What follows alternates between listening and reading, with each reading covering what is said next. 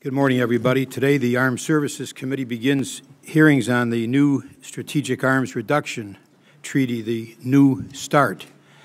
I would like to welcome our witnesses, Secretary of State Hillary Rodham Clinton, Secretary of Defense Robert Gates, Secretary of Energy Stephen Chu, and Admiral Michael Mullen, the Chairman of the Joint Chiefs of Staff. It's a real pleasure to have all of you with us this morning.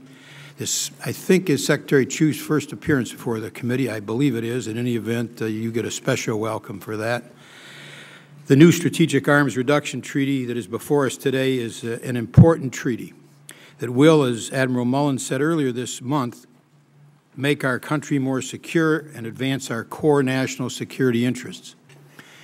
This treaty is in keeping with a long tradition of bilateral, verifiable arms control agreements with Russia and its predecessor, the Soviet Union, and it strengthens the United States' commitment to nonproliferation.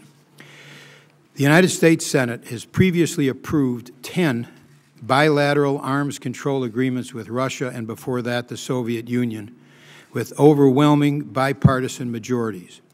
Only one was opposed by more than 6 votes, and in that case there were 19 votes opposed to it, and that was in 1993.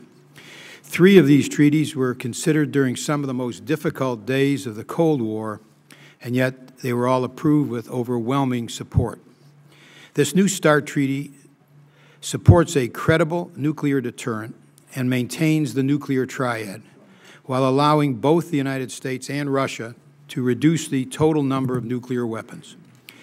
Between them, the United States and Russia have more than 90% of the world's nuclear weapons.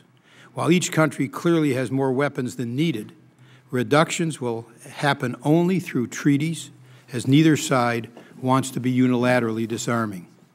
This new treaty will help ensure that needed reductions continue, one measured step at a time. Reductions of both nations' nuclear inventories are also required by the Nuclear Nonproliferation Treaty, the NPT, and that is a treaty that we strive to have non-nuclear nations adhere to. This treaty continues the reductions started in the Moscow Treaty, which President George W. Bush negotiated.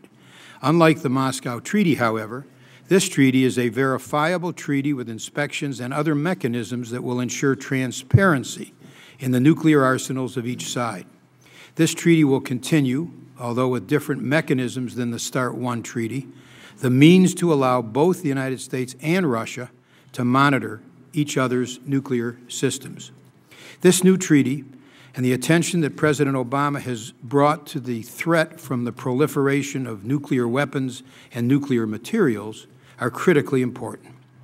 The proliferation threat is real and includes the possibility that nuclear weapons and materials could fall into the hands of terrorists or others who wish to threaten the use of or use of nuclear materials.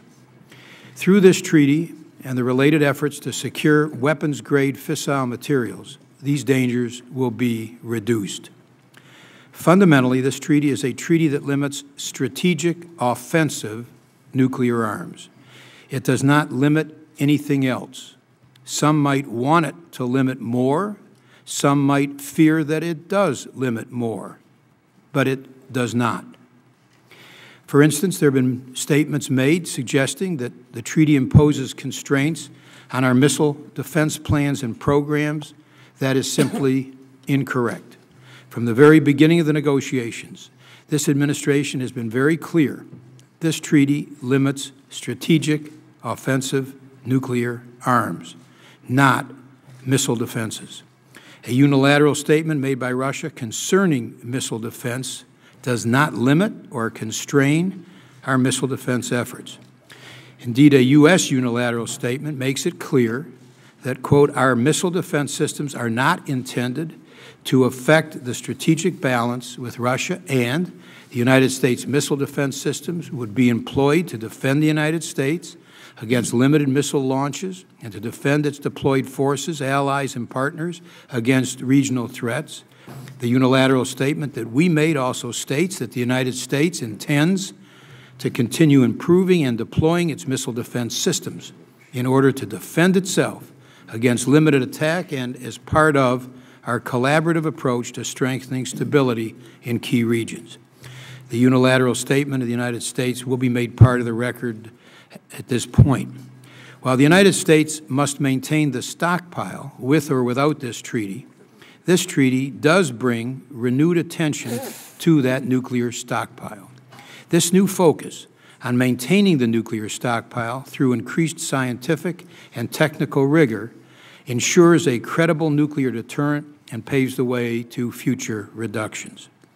In the early days of the stockpile stewardship program, significant strides were made in the ability of the nuclear weapons complex to maintain nuclear weapons without testing.